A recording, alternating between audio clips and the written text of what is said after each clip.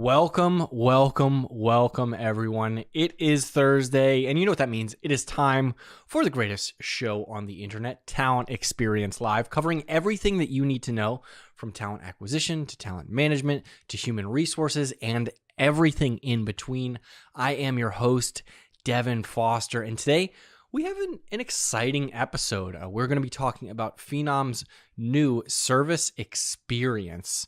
And I cannot wait for this conversation. But as everyone knows, we typically like to start off the program with a bit of an icebreaker, right? So I think everyone, no matter what industry you're in or what you do or enjoy in your free time, we've all reached out to customer service or some solutions for some issues that we may have. So I want to ask you, the audience at home, what has been the best customer experience that you've ever had from a customer service perspective? Potentially, did you have some issues with your mobile phone? You called in and were able to get those resolved. Or did you have a new product that was defective? Would love to hear that. I can tell you mine firsthand is I'm a big Apple person. Love everything Apple. My Apple Watch, my iPhone, my headphones, everything in between. Whenever I call in, they are always able to help me out. And if I'm not able to get through, typically I can find some good instances or good advice on good old-fashioned YouTube University, which is actually put out by them. It's not any third-hand how to fix said issues. So let us know in the comments section what customer experience or customer service experience you've had that has been the best. And today, we're going to talk a little bit about that from a Phenom perspective.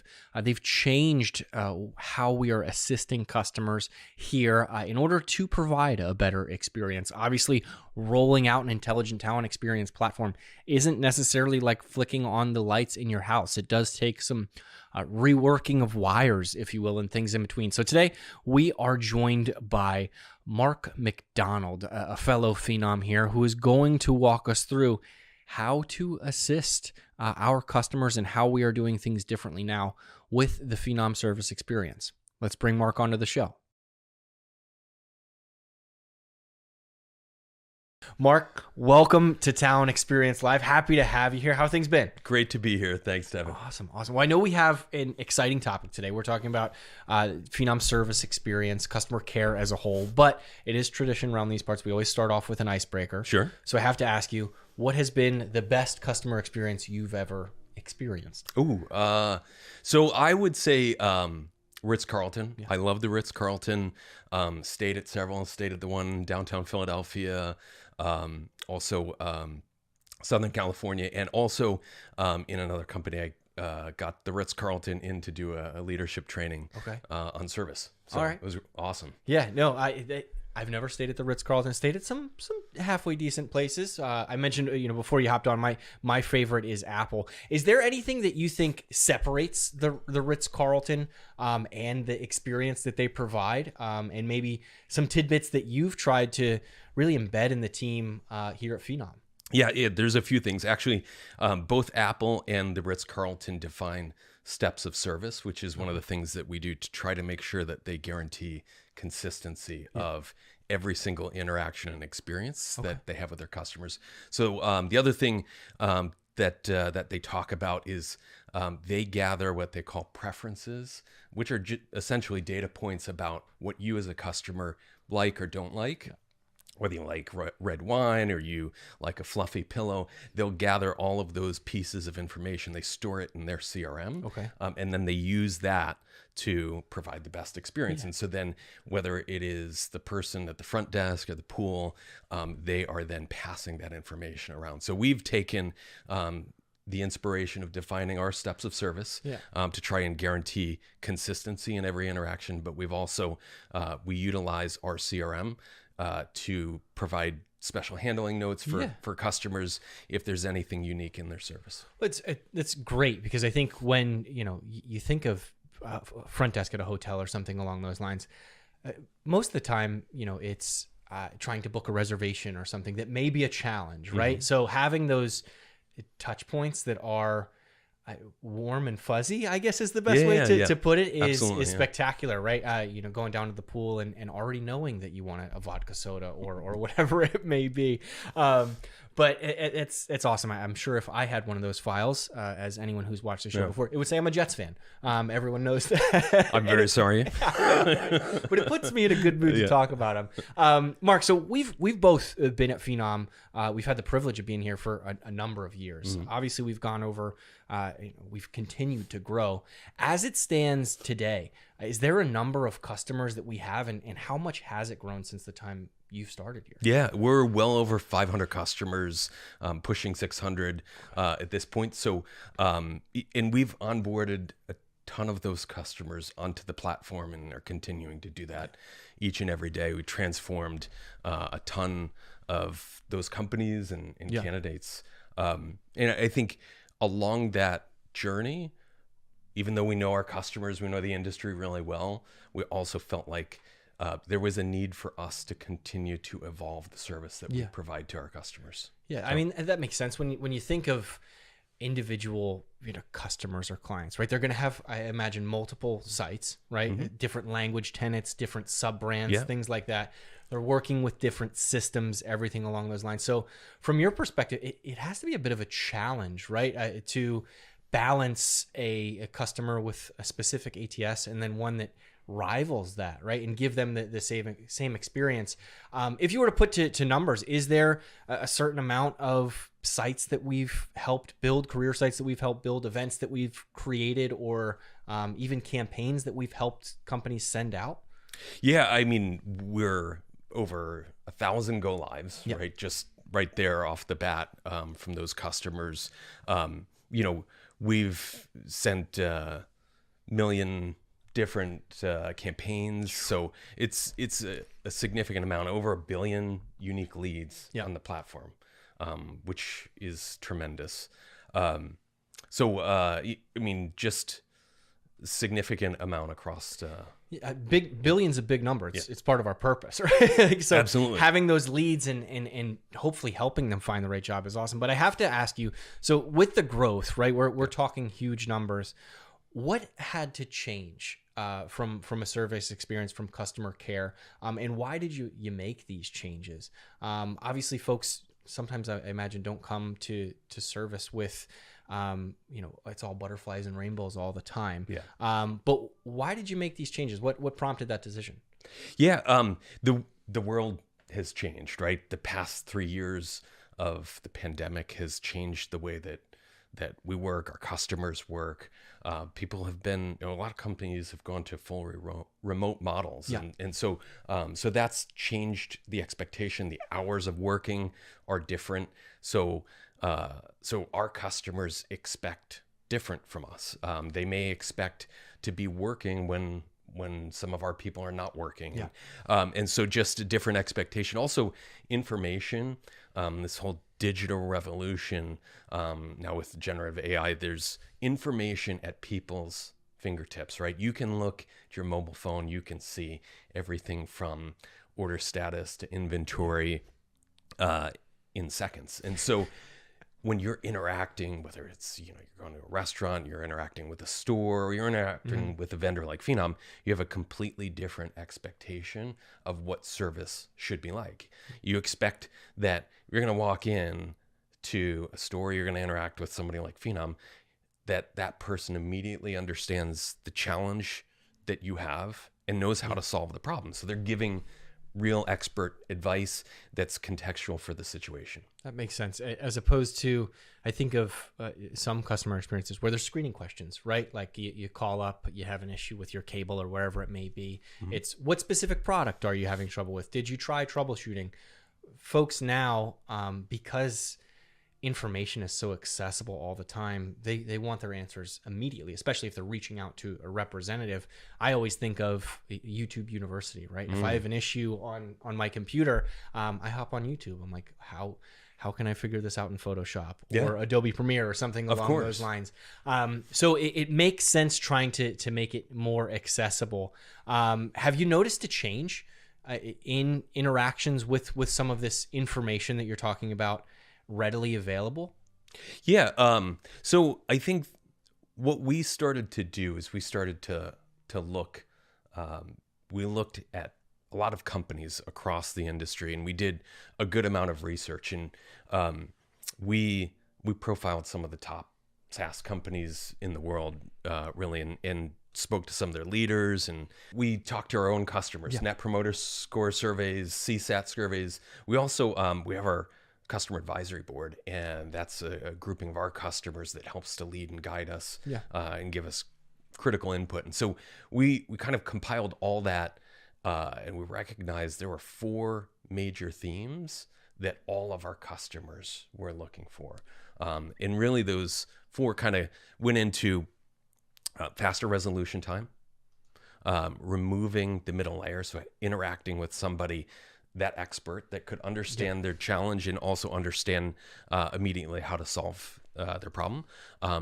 Proactive monitoring. So we have, you mentioned the ATS integrations. And so there's a tremendous amount of integrations that we do across every single customer.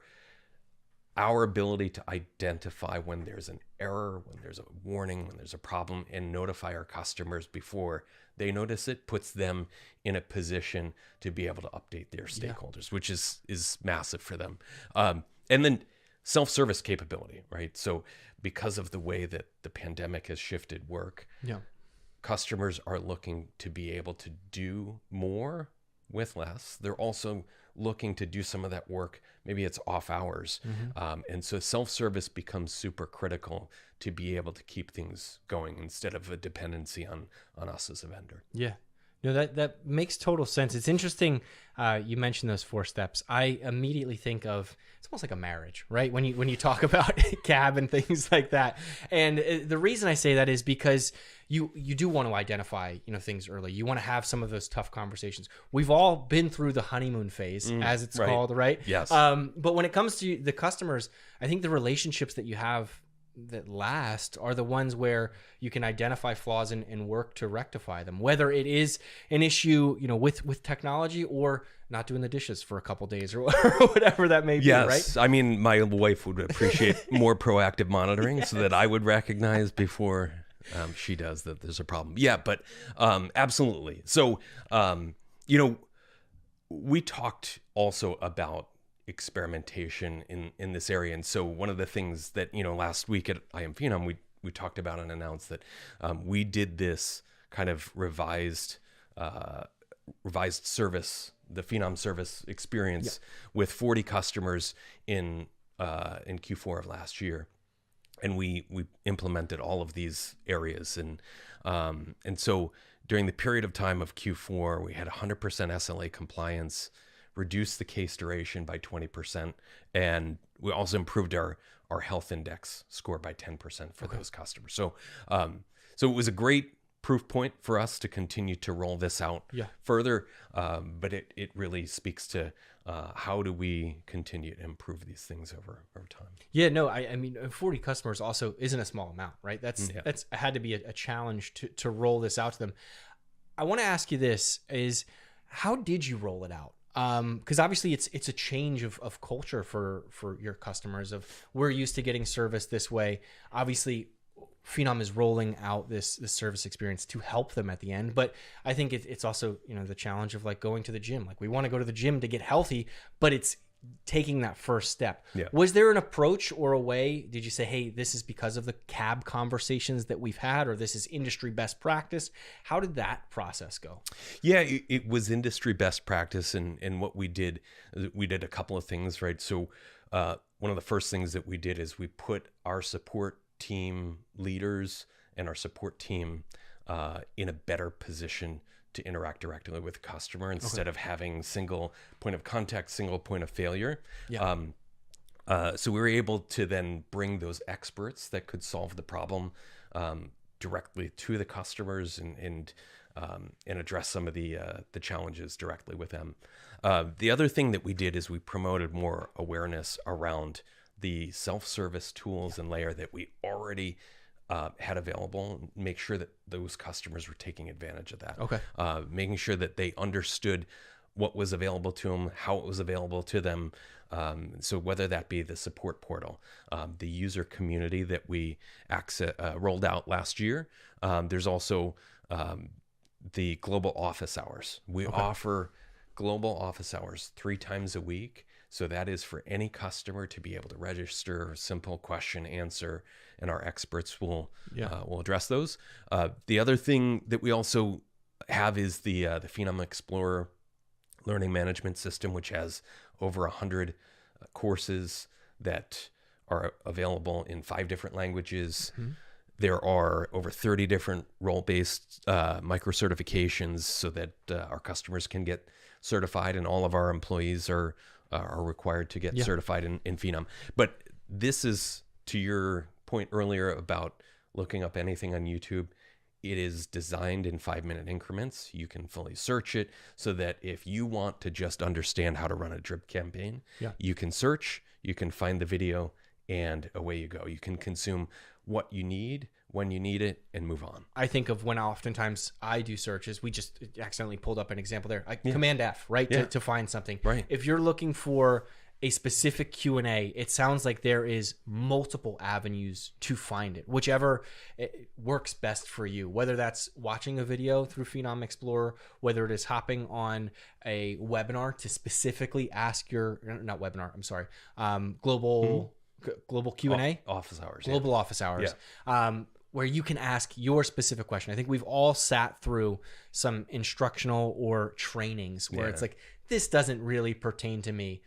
All of the options that you just shared were, what's your question? Let's get you the answer as quick as possible. We have other resources for you to continue your education, but we understand the reason why you're here is because you've hit some sort of roadblock. Am I way off there? No, you're absolutely right. And what we're really working and striving to achieve here is making sure that we're making the self-service tools available for you to quickly consume.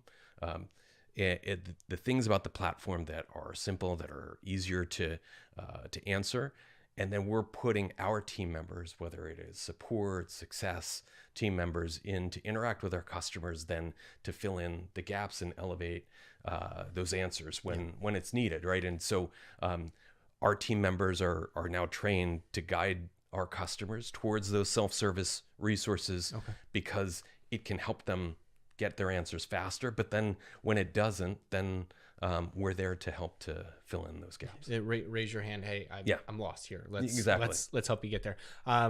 No margaritas yet being self-served like the Ritz-Carlton? I mean, maybe. But that's an Still upgrade in beta. for the future. Still in beta. Yeah, I understand. So what else? What else can we talk about with regards to Service Machine? So Service Hub is one of the tools that we've rolled out. That's where our administrative tools go. This is where anything from user maintenance, user access, as well as things that are most commonly requested through our managed services portal. So it could be UTM code configuration. It could be job category additions. We're going to continue to add more and more self-service administration tools in here for our customers so that they can become more autonomous going forward. The other thing that I would also highlight is our proactive monitoring, right? So we did a few things over this past year. We've added platform status page, which is available to every single customer. This gives full transparency to the platform uptime. If there's an operational issue, if there's a partial full outage. Also, our scheduled weekly maintenance goes into this platform status page, and then customers can subscribe to email alerts so they can have instantaneous notification if there's any sort of issue or maintenance where there's a planned outage of any sort. So it's full transparency of the platform. We built in a few things. So something we call CHI, or Customer Health Index. We built an algorithm to monitor every single data point, whether it be support tickets, the number of tickets, defects, duration, or how fast we're turning around answers to customers. And so that calculates out a score so that on a daily basis, my leaders can look and prioritize customers where help is needed the most. We'll also we use AI for sentiment analysis. So every single communication that our customers get and give to us through the support portal, we're monitoring for keywords. Okay. That could be, I'm confused, I don't understand, I'm frustrated, and as soon as those words are triggered, then my leaders get an alert, and they'll immediately engage in those customers where they see that. And across the past year, while we have a ways to go, we've improved the negative sentiment by 8%, and we've improved the positive sentiment. So if we do a good job and customer acknowledges it, by almost 3.5%. That's awesome. Yeah. So it's swing of 11%, right? And the one thing that really jumped out at me there was when you were talking about detecting some of those conversations or things like that.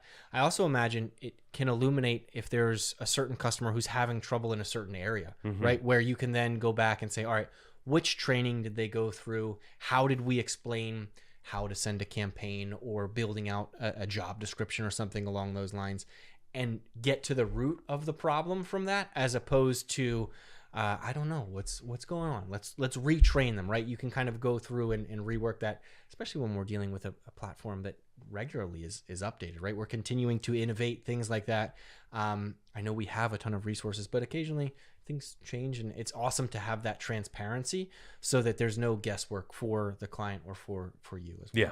No, it's a great point. I mean, we're using so much data now, and we're pulling all of that together. We're connecting all the dots so that it gives us the ability to look at when we see several different issues that are all pointing towards the same root cause. We can then dig in very deep to make sure that we solve it completely for our customers. That's awesome. The other thing that I am super excited about that I want to tell you about is APM, Application Performance Monitoring.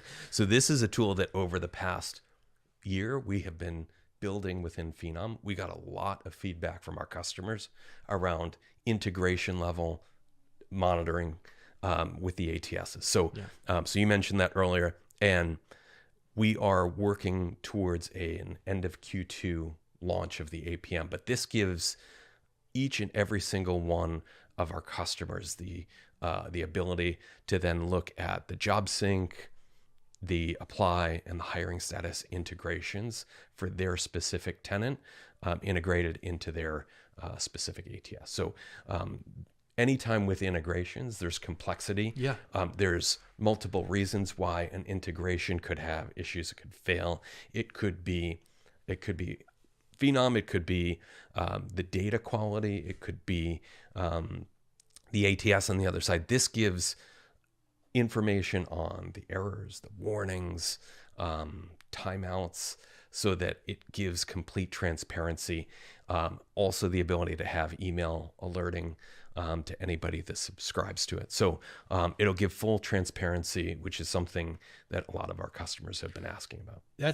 I wish that technology was on my phone, Mark, because I'll tell you, there's times where I, am looking to get on social media or wherever it may be, and I can't do it. And the first thing that I blame is the phone itself, when it could be an application on the back end. I think of Phenom the same way, right? We are the top layer that everyone interacts with on a career site, talent management site, whatever it may be, internal career site.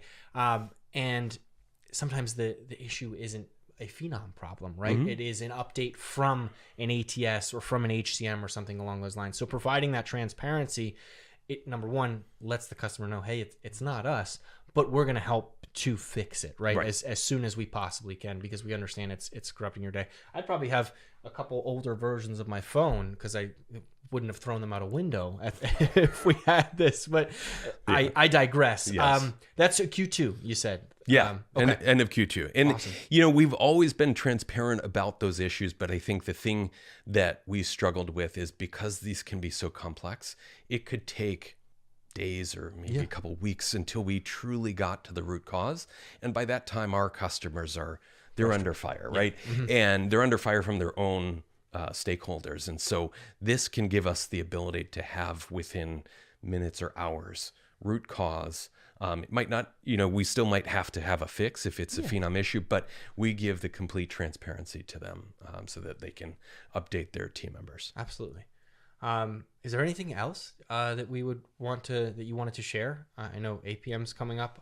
Any final thoughts or anything along those lines? There's one thing that we released right before I Am Phenom, which is some automation around our managed services portal. So what we ended up finding is that managed services, first of all, are any requests that customers have to change their configuration. It could be a change to a header footer on their career site. It could be a change to the integration, job pull, secondary apply question that require a developer on our end to do some sort of configuration work. So what we ended up finding is that 80+% of those requests were the same. Okay. So we were going back and forth and we were scoping out, gathering requirements on what ended up being repeat types of questions. So we inspired from e-commerce companies and thought, why couldn't we put together a catalog? And that catalog could have those most commonly requested changes posted. Customers can upload through the online catalog form their requirements, their requests, and standard pricing, standard timeframes, and then click submit. So it was taking a process that historically could be back and forth of weeks and weeks, collapsing it into minutes. So we're seeing then overall duration is reduced by as much as 75%, which customers have given us plenty of feedback about how long the duration is on the managed services request. So now we're collapsing that by as much as 75%. That's true. So just to clarify, if there is a request that is submitted, it is essentially offered to everyone in a catalog format. That way, someone doesn't see something nice on somebody else's career site and say, I want that too, and you have to reapply it. This is readily available, and then it shortens the time frame for everyone. Am I understanding correctly? Yeah, it's things. So everything that would be in the career site configuration is available through self-service tools such as the CMS, but things that are requiring a developer, such as change to the integration, those job pull changes, we would historically go back and forth. And so now it's offered as, I need this change. Here's the job pull field. Here's the modification, and it's in a catalog format. Okay.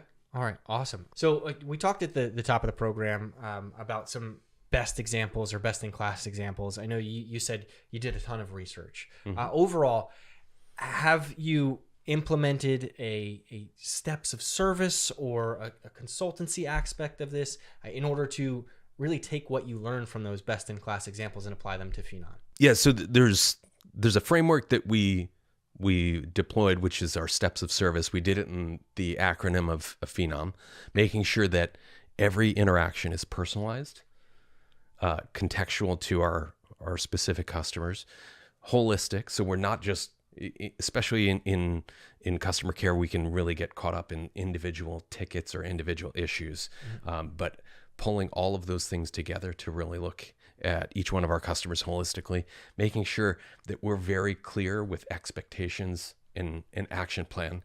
There's work that's always going on behind the scenes, but making sure that we're setting the right expectations for the times when our customers may need to wait for us to get back to them, making sure that we're giving meaningful and new updates.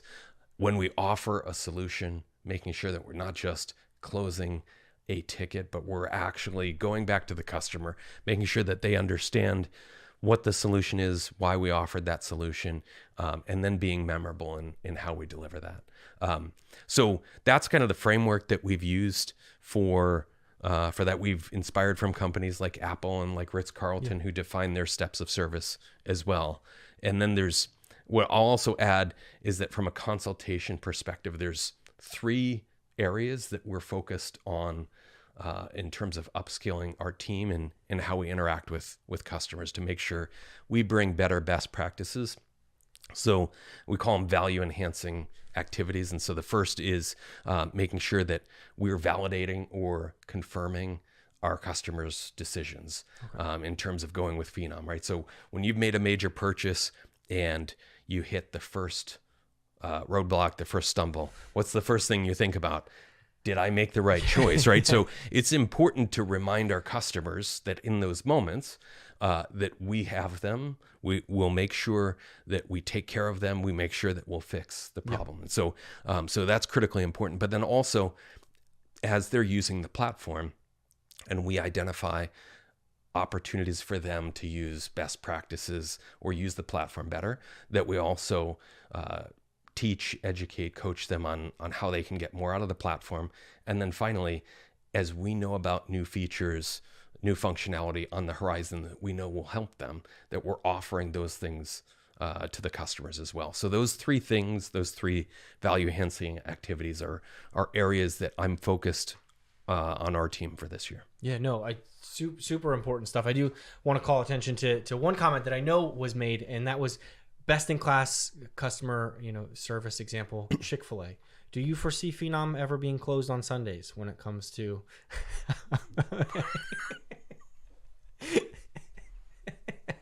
I'm kidding.